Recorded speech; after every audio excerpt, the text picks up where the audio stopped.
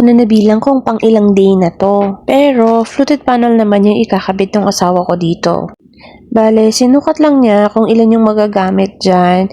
And sinukat na rin niya yung pinakahaba niyan. Kasi nga sabi ko dun sa may pinakailalim, maglagay kami ng kulay puti para lumutang yung pinaka-fluted panel na yan.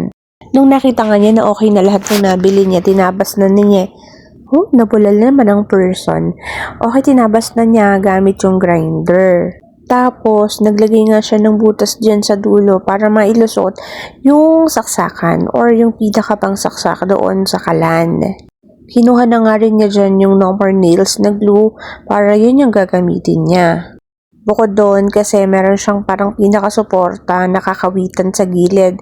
So, kailangan talaga ay maidikit siya ng maayos.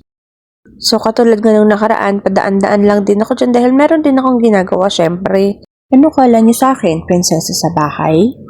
Sinasabi ko lang sa kanya, tawagin niya ako pagkatapos na siya para ma-video ko yung mga natapos na niya. Ang katuwa nga niya na gumawa dyan ay si kuya, taga-abot lang naman and magaan lang din naman yung fluted panel na yan. Actually, marami pa siyang gustong gawin at ikabit dito sa kusina namin pero kasi iniisip nga namin yung budget namin dahil magpapabinyag and birthday kami kay Johan. So, baka hanggang dito na lang muna yung kusina serye namin. May budget naman talaga kami para dun sa darating na okasyon. Siyempre, ilang buwan din namin pinaghandaan yun. Kaya lang, siyempre diba meron pang ibang mga obligasyon na dapat din intindihin. Anyways, nag-start naman na kami ulit maghulog sa aming malaking bilibang para dun sa aming next project. At balik na nga tayo dito sa ginagawa ni Daddy. Ipapast forward ko na nga ito.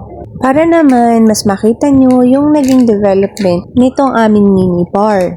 At eto na nga yung kinalabasan ng aming kusina serye. Salamat sa mga sumama simula day 1. Hanggang dito na lang. Salamat sa panonood. God bless. Bye!